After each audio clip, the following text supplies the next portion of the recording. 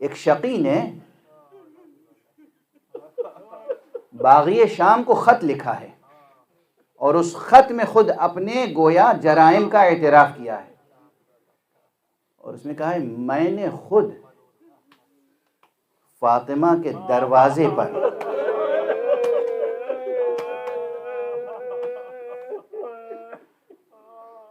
اس طرح سے حملہ کیا تھا کہ دروازہ ٹوٹ گیا تھا، اور در و دیوار کے درمیان بی بی جب پس کے رہ گئیں تو وہ جملہ تاریخ میں محفوظ ہے، یا فضہ ادرکینی، یا فضہ خذینی، اے فضہ آؤ میری مدد کے لیے آؤ۔ ہائے فاطمہ مدد مانگ رہی ہیں، ادرکینی خذینی، مجھے سہارا دو، ارے میرا ہاتھ تھام لو۔ اور جب فضہ قریب آئی ہیں تو دیکھا ہے کہ بی بی سر سے پیر تک لہو لہاب۔ اجرکم علی اللہ، اجرکم علی اللہ، محسن شہید ہو گئے۔ ہاں ایک دن وہ تھا جب محسن شہید ہوئے تھے، یعنی محسن ماں سے بچھڑے تھے، اور آج وہ دن ہے جب حسن اور حسین سے ماں بچھڑ گئی۔ وہ دن وہ تھا جب ماں سے شکم مادر میں پلنے والا بچہ محسن بچھڑ گیا تھا۔ آج کی تاریخ وہ ہے جب حسن اور حسین سے حسن اور حسین کی ماں بچھڑ گئیں اور حسن اور حسین یتیم ہو گئے۔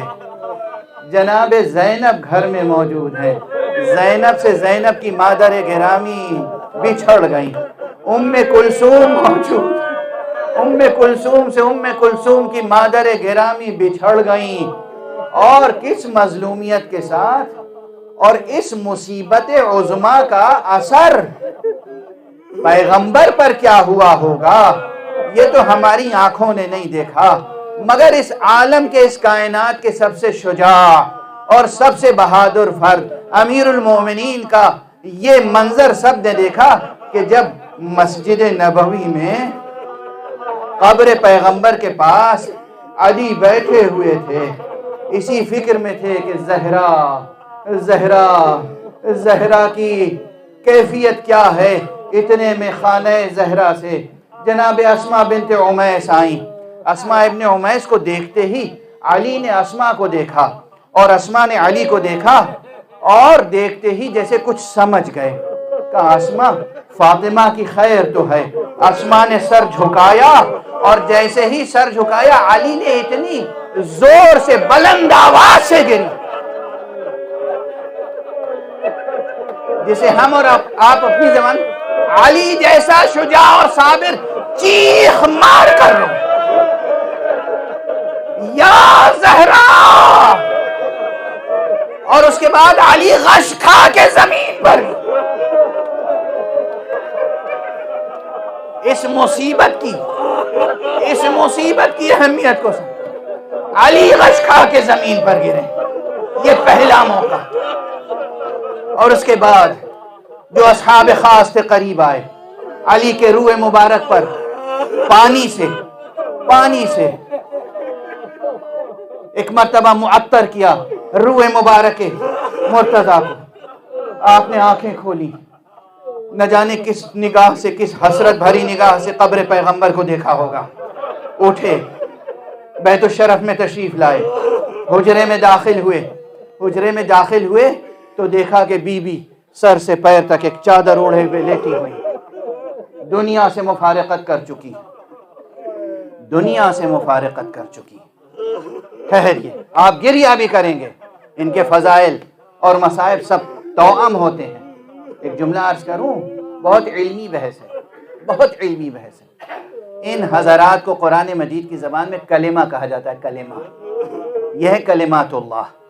کلمہ وہ ہوتا ہے جو ہمیشہ کلمہ رہے، کلمہ وہ ہوتا ہے جو بطن مادر میں بھی گویا رہے، کلمہ وہ ہوتا ہے جس پہ ظاہری طور پر موت کے آثار طاری ہو جائیں تب بھی گویا ہو سکے.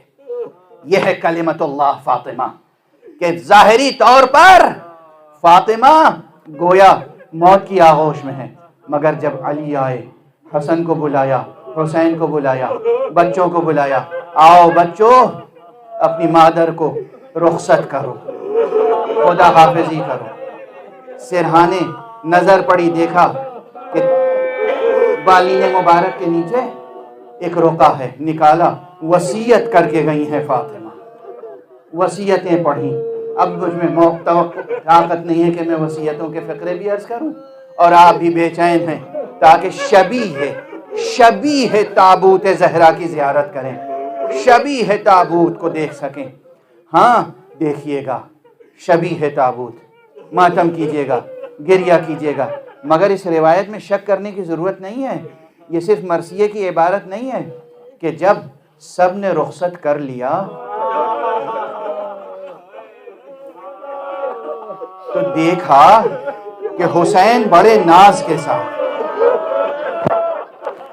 اپنی مادر گرامی کے پائیں پا کھڑے ہوئے. علی دیکھ رہے ہیں، حسن نے ماں کو رخصت کر دیا، سب نے رخصت، حسین کھڑے ہوئے ہیں اور عجب نگاہ سے دیکھ رہے ہیں.